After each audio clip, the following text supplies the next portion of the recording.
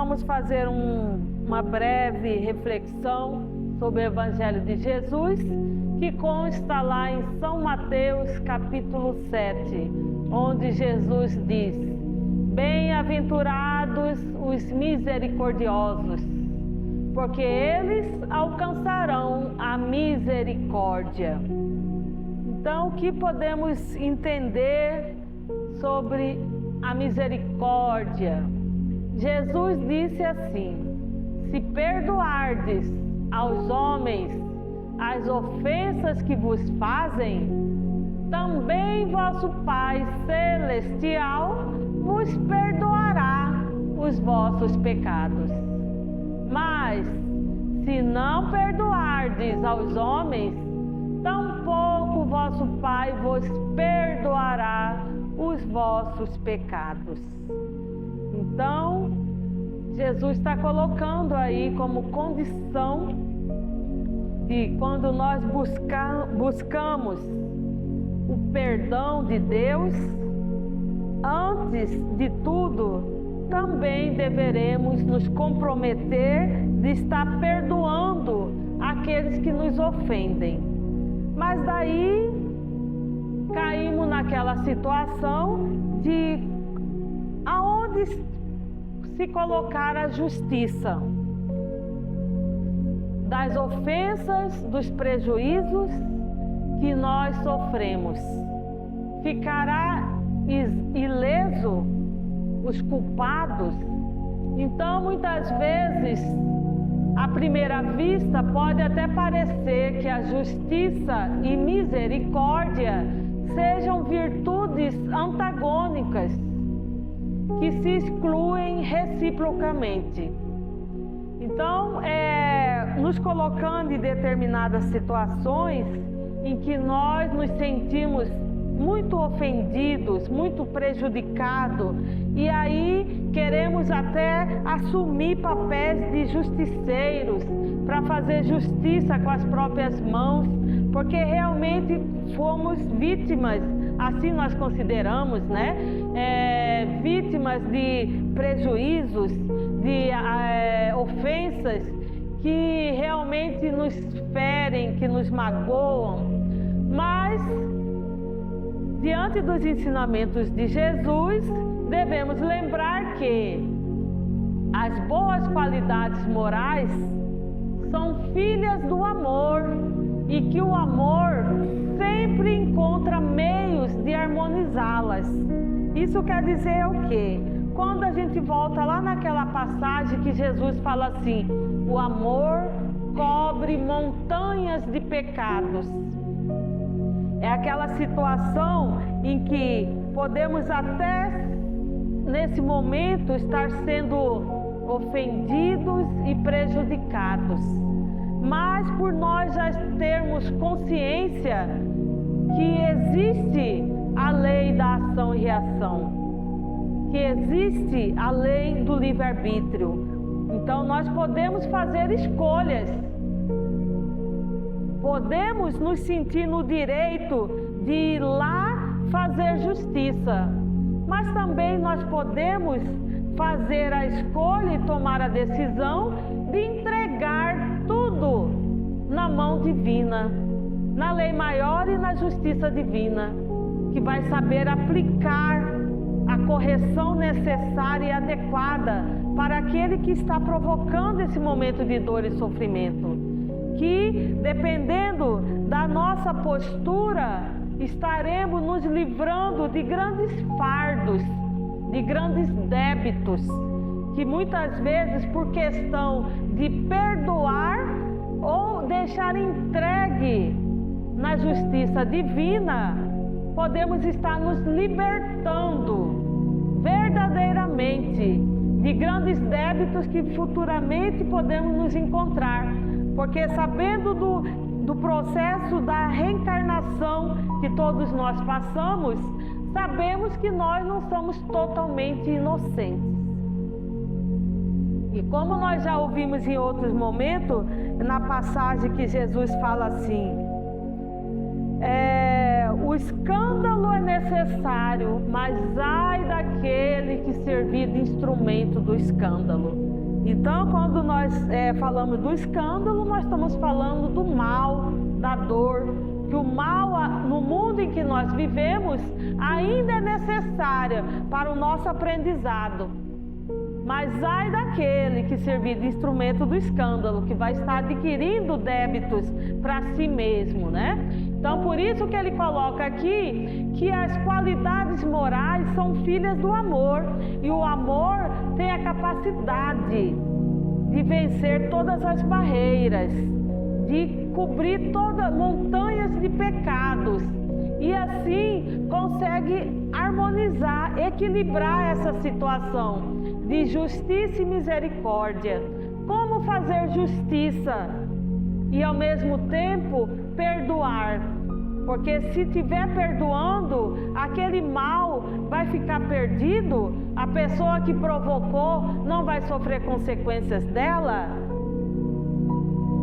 Perdoar é colocar a justiça divina no comando. Ele vai saber como corrigir, como fazer com que a pessoa que provocou aquela dor, aquele sofrimento em alguém, sofrer as consequências dos seus próprios atos, sem nós precisarmos sujar as nossas mãos, nos comprometer ainda mais na caminhada evolutiva em que nós nos encontramos. Então, a justiça exige que toda infração à lei seja punida. A justiça divina faz parte da lei, que todo aquele que infringir a lei não ficará impune. Em algum momento a cobrança chegará, baterá a porta. Por isso que nós, na Umbanda, nós conhecemos muito bem aquela lei que fala assim: quem deve, paga, quem merece, recebe. E isso, ninguém burla essa lei. Nem aqueles que querem, no mundo, na visão do mundo, parece que é o mais esperto, que está fazendo e ninguém está vendo, que está tirando vantagem. Pode estar na visão do homem, do ser humano, que tem uma visão limitada, mas sob os olhos de Deus nada se passa, né? Os grandes profetas estabeleceram em seus códigos a pena de talião. A pena de talião faz parte dessa lei intrínseca da lei divina. Existe de todos os tempos, mas ficou muito famosa com Moisés, que é a lei de talião conhecida como olho por olho, dente por dente, né? Então, que significa castigo igual a culpa. O olho por olho, o dente por dente. E que ficou muito conhecida por Moisés, mas todos os outros profetas também trouxeram esse ensinamento, que nenhuma infração à lei divina vai ficar impune. Até Jesus, que veio trazer os ensinamentos da lei do amor, do perdão, da misericórdia, ele fez relembrar esse ensinamento da pena de talião, de olho por olho, dente por dente, quando ele disse: quem com espada fere, com espada será ferida. Então é o mesmo significado de castigo igual a culpa. E essa passagem de Jesus ficou muito marcante, porque aconteceu bem no momento em que Jesus foi pego pelos soldados romanos para levar para a prisão. E naquele momento que os guardas pegaram Jesus, o seu discípulo Pedro empunhou a espada e pegou a espada para defender Jesus, cortou a orelha de um dos soldados. Daí Jesus disse: Pedro, pare! Quem com espada fere, com espada será ferido. Então, já lembrando que aquele ato teria sua consequência, que mais cedo ou mais tarde, de alguma forma, iria retornar aquela dor provocada em outra pessoa. Pode ser que não seja da mesma forma. Muitas vezes as pessoas pensam assim,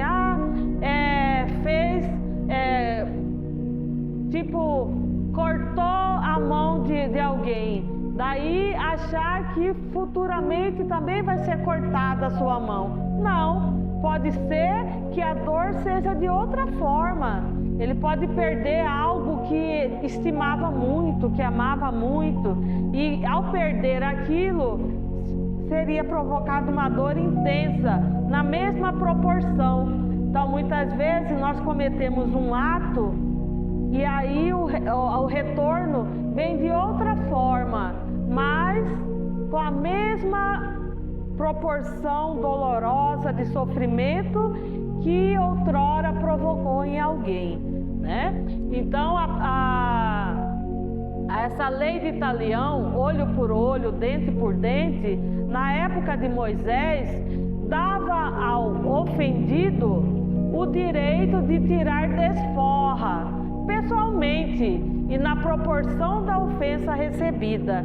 Então, no tempo de Moisés, para ele conseguir manter o controle sobre aquele povo que estava o acompanhando, ele implantou essa lei de forma muito rigorosa. Se alguém fizesse algo, se alguém matasse o filho de alguém, aquela pessoa teria o direito de ir lá na casa daquele que matou e matar o filho dele. Se alguém roubou algo precioso, o outro teria o direito de ir lá e roubar a mesma coisa, na mesma proporção. Então, era bem respeitada essa questão, porque as pessoas sabiam que era rigoroso. Cometeu o erro, na mesma hora seria reparado, corrigido. Agora, Jesus veio trazer, através da Boa Nova, como missão, um outro ensinamento, que é ensinar aos homens a quebrar a cadeia do mal que se dominava pela lei da ação e reação. Então, isso quer dizer o quê? Queria quebrar esse ciclo vicioso que até hoje nós ainda vivemos nele. Desse ciclo vicioso de que se alguém fez, você vai e faz porque você sofreu e quer que a outra pessoa sofra igual. Nesse processo de vingança. E para quebrar essa cadeia do negativismo, do ódio, Jesus veio trazer o ensinamento do amor, do perdão. Falei assim, não, você não precisa fazer o mesmo. Você não precisa ser igual ao outro. Porque o outro é ignorante, porque o outro é mau, você vai ter que também ser para mostrar que é forte, que pode. Não, você pode agir diferente.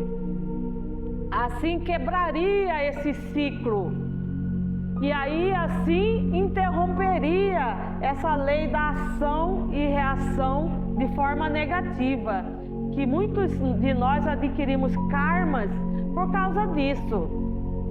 Estávamos sempre nos posicionando como mão de justiceiro. Fez, ia lá e fazia, devolvia na mesma moeda.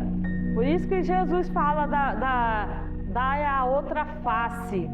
Né? Quando ele fala dai a outra face, se a pessoa vem com ódio, você vai com o sentimento contrário.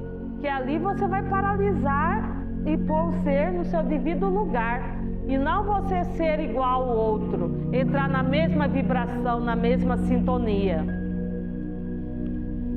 Veio trazer essa nova ética, né? Esses novos valores, nos dizendo: amai vossos inimigos, fazei o bem aos que vos têm ódio e orai pelos que vos perseguem e caluniam.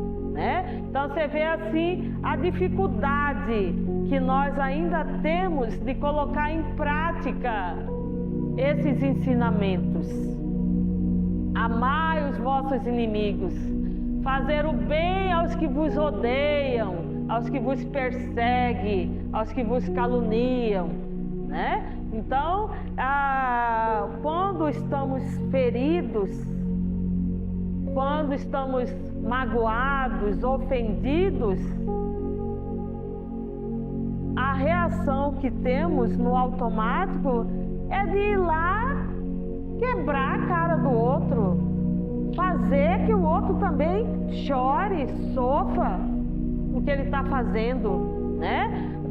Dificilmente conseguimos nos acalmar. Imagina emitir amor por alguém que está causando sofrimento em nossas vidas. Esse é um dos motivos que até hoje nós ainda estamos em processo de reparação de erros cometidos, porque ora cometemos o erro, ora somos vítima do erro dos outros. E aí não conseguimos ainda entrar nesse processo para cortar, para quebrar essa cadeia viciosa de ação e reação, de fazer acontecer o mesmo que fizeram conosco. Mas também Jesus não deixou de nos advertir, né? Dizendo: se perdoardes aos outros as faltas que cometerem contra vós, também vosso Pai Celestial vos perdoará os pecados.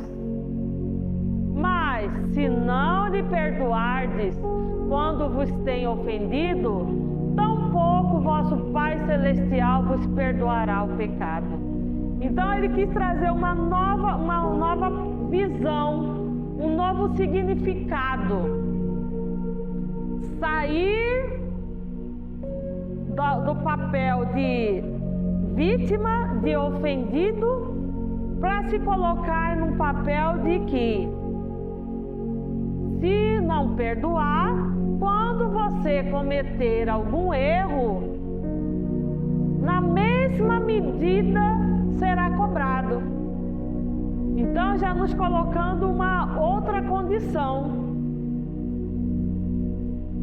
Se você cair em alguma situação em que você precisar de misericórdia, de ser perdoado, e não tiver nenhum registro na contabilidade celestial que você conseguiu perdoar alguém, não vai ter o mérito do perdão, né? Então ele coloca a responsabilidade em nós. Se você realmente estiver isento de qualquer erro, nunca você vai cair em tentação, nunca você vai cometer erro nenhum. Então, fique à vontade, faça-se a justiça. Mas se você pode em algum momento cair em erro e precisar também ser perdoado, então seria o momento de reconsiderar, né? Então, já mudando a nossa posição diante da situação conflituosa de dor e sofrimento. E sabendo que nós estamos nesse processo reencarnatório e sabendo que nós não somos perfeitos, ainda carregamos muitos vícios, muitos defeitos em nós, seria o momento de nós já começarmos a refletir, de trabalhar mais a passividade, a amorosidade e a fé acima de tudo, confiando na justiça divina, sem precisar de nós sermos o justiceiro na vida dos outros. Então, com esses esse ensinamento, ele veio nos trazer novas regras de conduta. A pena de talião, mas com a diferença de que, ao invés de castigo igual à culpa, acenam com um prêmio igual ao merecimento. Então você foi capaz de perdoar? Você foi capaz de se acalmar, silenciar as suas emoções para repensar em qual seria a sua resposta, qual seria a sua conduta?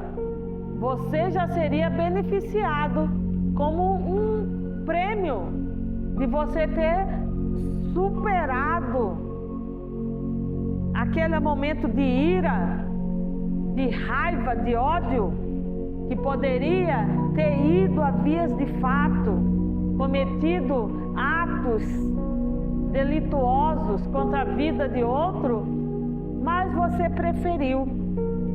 Você fez a escolha de não contrair mais débito. Então quer dizer, você contraiu foi um bônus, como um prêmio de merecimento de que quando futuramente acontecer algo que você precisar da misericórdia, você vai estar em crédito com a lei divina.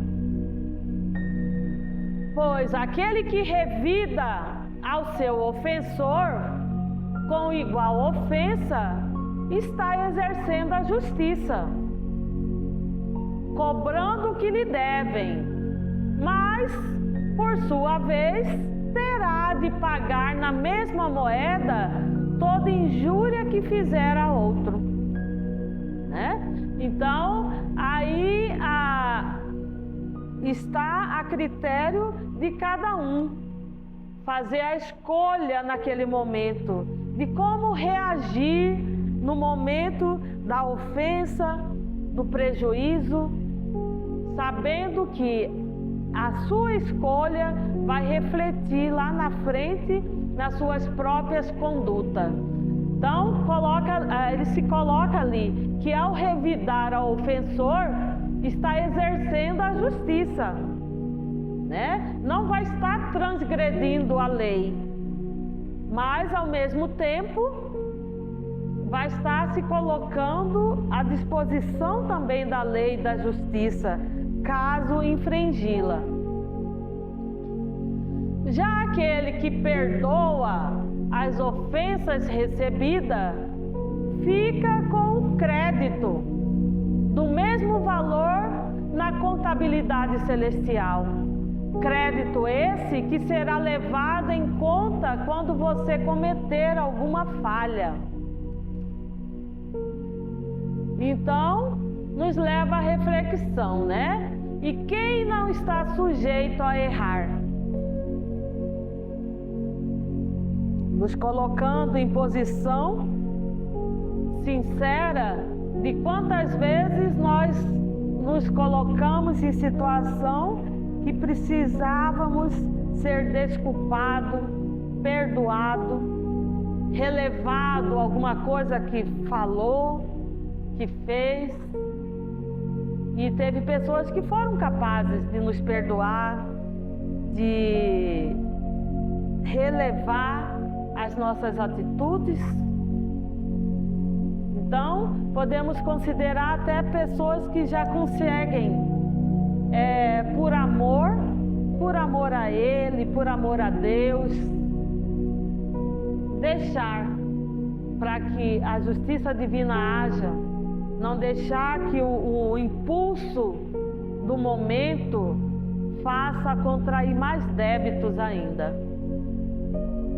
Então, daí, quando nos colocamos em situação de vítimas das situações, podemos nos questionar: sendo o ofensor perdoado pelo ofendido, ficará ele sem a punição devida?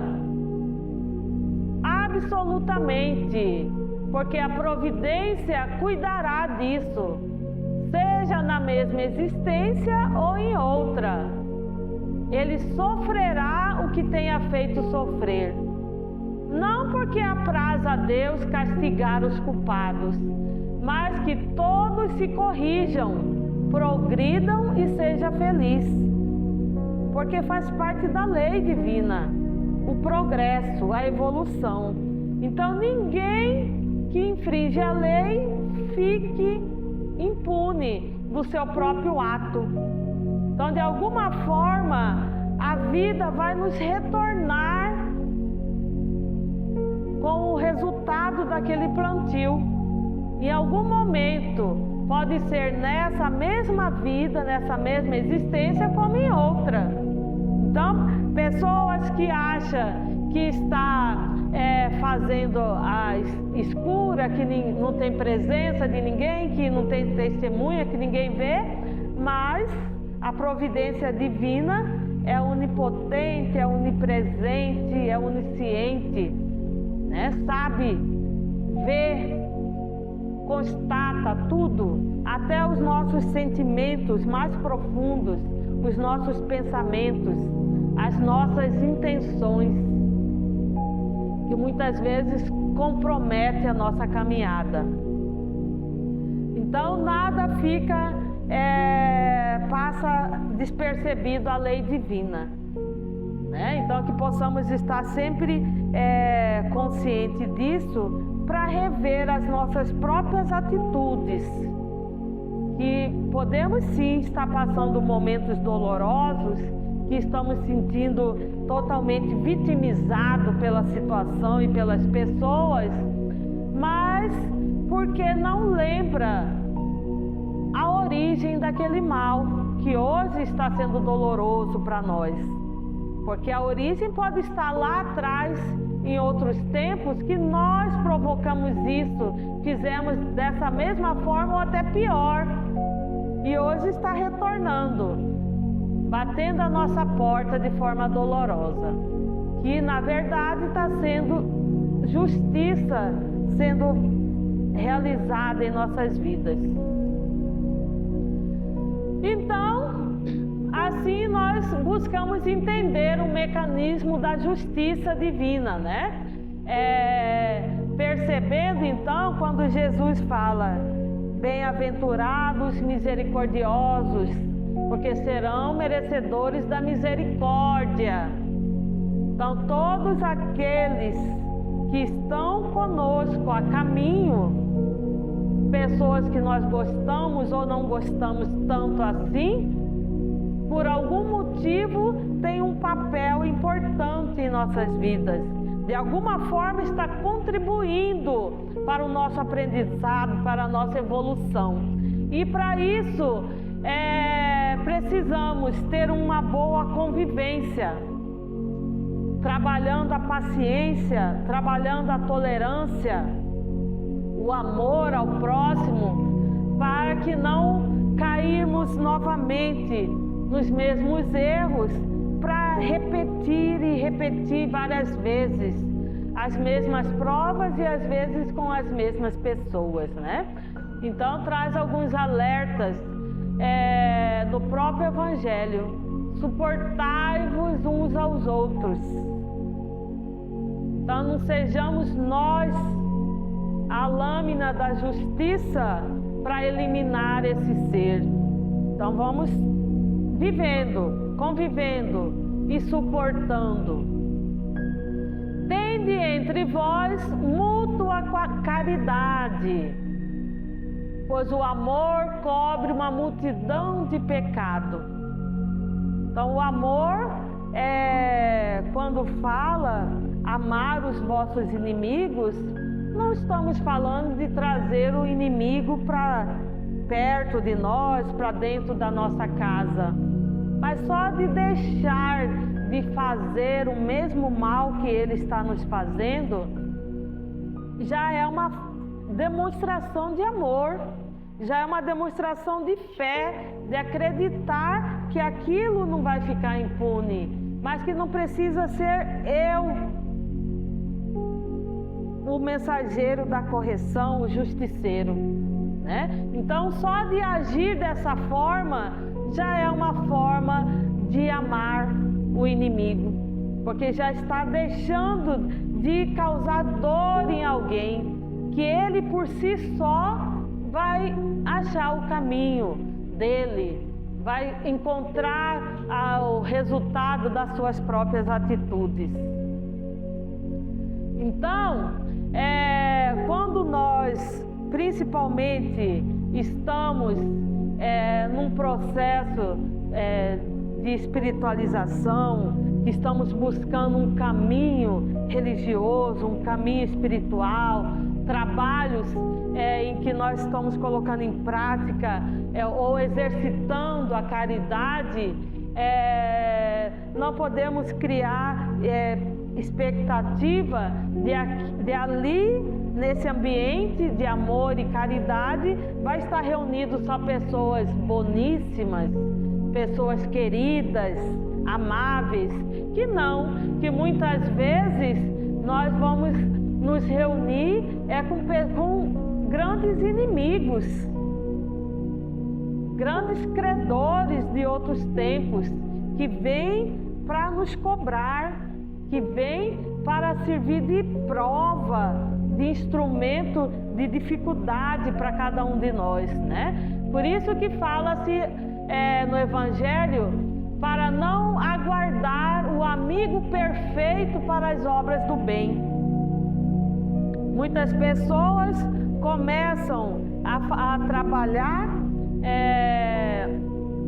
na sua espiritualização, de querer fazer o bem, de buscar se aperfeiçoar como ser em processo evolutivo, e acreditando que aqueles que estão ali comungando também do mesmo projeto, também são pessoas com o mesmo propósito.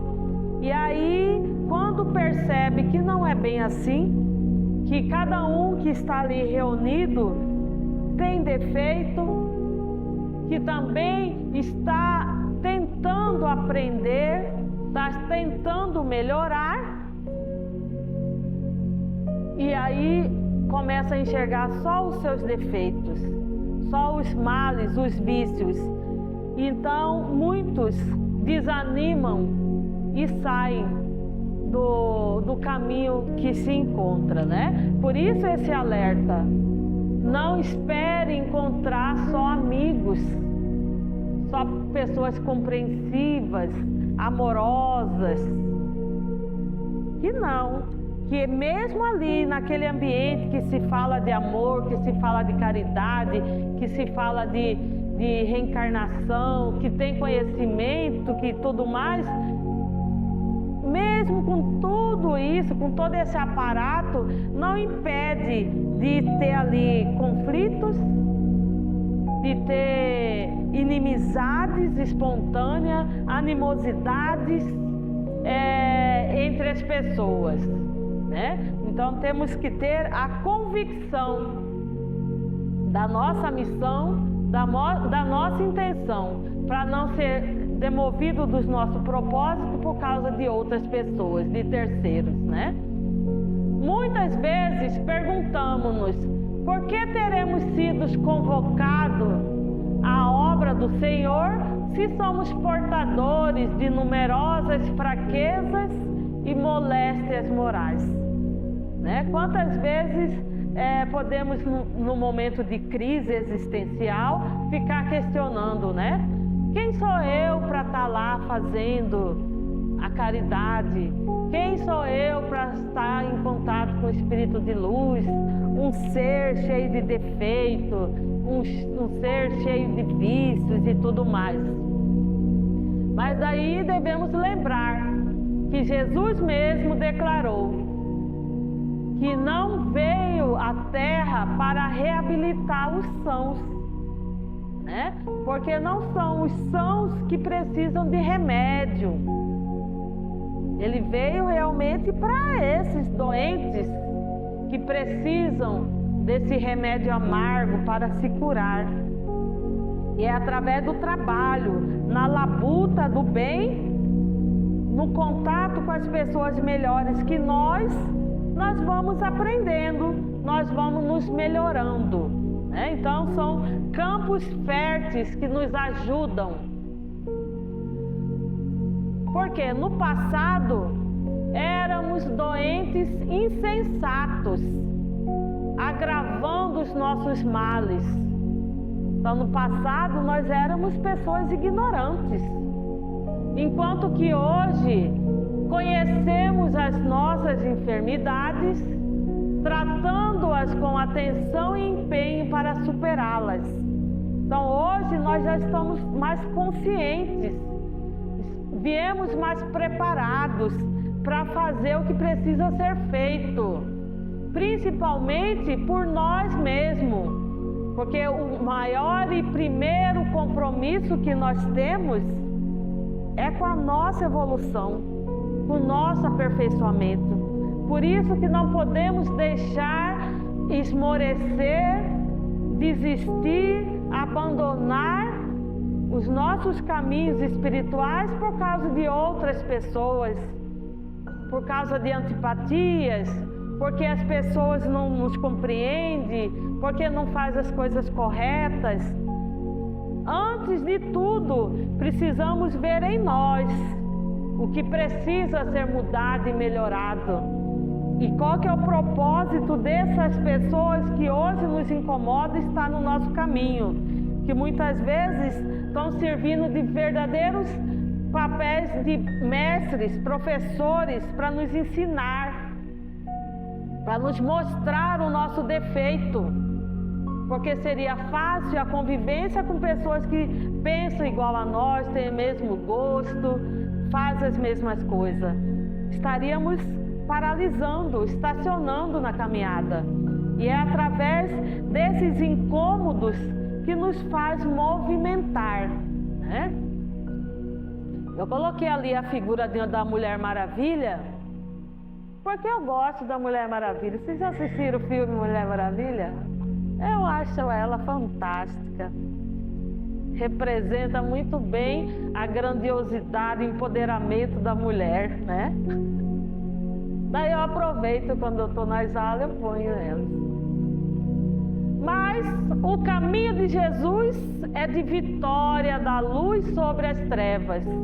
E por isso mesmo, repleto de obstáculos a vencer. Então, aqueles que estão buscando o caminho da luz, nunca foi dito que seria fácil. Sempre repleto de obstáculos.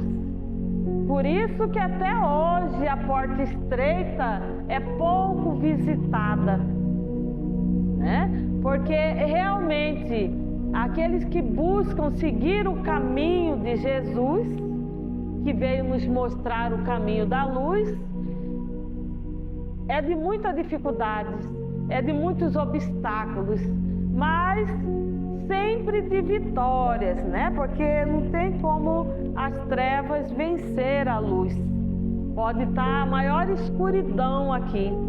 Se tiver uma flecha de luz, mínimo, já vai fazer a diferença, já vai deixar de ser escuridão, né? Então, aqueles que já estão se candidatando a seguir esse caminho, nós precisamos estar preparados para seguir esse caminho, porque é um caminho para guerreiros, né? Para superar, para vencer os obstáculos e não deixar-se levar por qualquer empecilho obscuro que possa estar impedindo a nossa expansão, o nosso crescimento. Então, que possamos ter sempre em mente que, enquanto tivermos resquícios do mal, dos vícios dentro de nós, nós somos candidatos à misericórdia. Então, da mesma forma, temos por obrigação agir com misericórdia com o outro, sem aquele olhar julgador, punidor, porque nós ainda não estamos nessa condição. Até os espíritos de luz são os primeiros que se isentam de julgamento, porque eles, mais do que ninguém, já passaram por toda essa trilha que nós hoje estamos percorrendo e sabem a dificuldade que é. Então eles usam da compaixão para estar conosco, ao nosso lado, nos amparando, porque sabe da dificuldade que é, né? Então que possamos ter esse empenho, essa dedicação, para não nos deixar esmorecer por nenhuma dificuldade que possa nos apresentar.